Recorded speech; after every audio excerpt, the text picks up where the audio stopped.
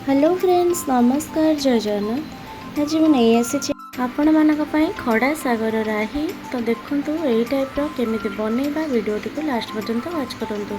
चलते प्रस्तुत प्रणाली जाणी नापी आम गोटे खड़ा साग एक मसला प्रस्तुत करवा।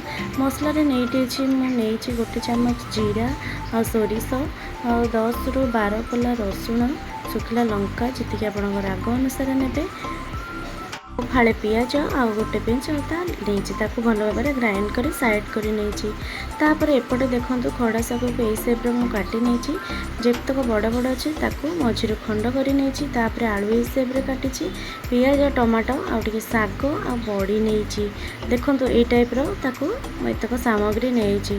प्रथम मु तेल गरम कर आग बड़ी तक भल भाव भाजी नेली।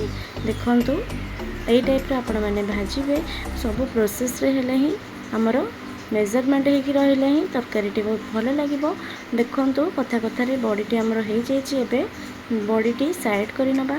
तापर तेलटी गरम कर सोरिष फुटे नहीं पंच फुटण देनी जीरा देनी सोरिषटी फुटीगला तापर मु गोटे बड़ प्याज नहीं लंबा लंबा सेप्रे सेतक मुझे भल भाव भाजी नेली। देखो यही टाइप्र भाजबे बेसी कड़ा कर भाजबेनि टिके दरुटिया पियाज भाजबे।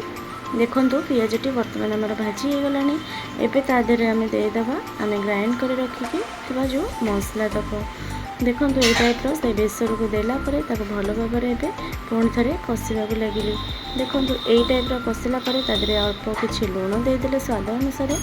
तापर ये हलदी देदेली हलदी देलापर माने लंका गुंडा देदेली। देखो देकी भल भाव पुणी थे कषा लगिली। देखो यही टाइप्र आपण मैंने मझे मझे भल भाव एमती कषिबे। तापर ये स्टेज मुदेली टमाटो गोटे बड़ टमाटे काटिक रखी लंबा लंबा सेप्रे देदेली। टमाटो देलापर आम काटी रखि आलू आने खड़ा जो तार डांग आउ सेतक दे भल भाव में कषि ने। देखो ये टाइप्र आपण मैंने कषिबे जिते कषिबे आपण मैंने सेते तार माने टेस्टा से बाहर आउ बहुत भल भी लगे। देखो यहाँ बहुत सहज यहाँ देखिए जानीपे एवं आम ढाकुणी घोड़े नवा।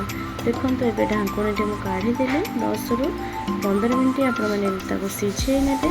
तापर देखिए जानीपे आपण मैंने खड़ा सागर प्रस्तुतटी केमी हो भल भाव पुणी थे कषा लगिली। बर्तमान आपड़ से आपण हिसाब अनुसार जी पानी आवश्यक से अनुसार आप पानी देवे।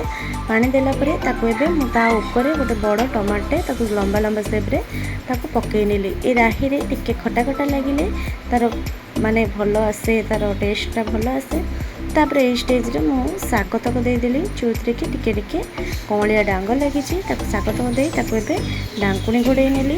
देखो ढाकुणी की काढ़ी पुणी थे एपट सेपट कर नेली। बर्तमान आमर आलू और खड़ाटी पूरा भल भाव सीझी जाइए। स्टेज रे आम देदेबा बड़ी भजा रखि भाजी रखि बड़ी दे भल भाव आम एपट सेपट कर घाटी नवा। आपण मैंने यहाँ निश्चित ट्राए करूँ। आशा करुँचे भिडियोटी आपण मानक बहुत भल आसी माने पसंद आसी। तो यही टाइप्र कर आपण मैंने निज घर समस्त कहतु देखिए बहुत भल लगे। पुणी थे नहीं आसबि न्यू रेसिपी से पर्यंत रही। नमस्कार, जय जगन्नाथ।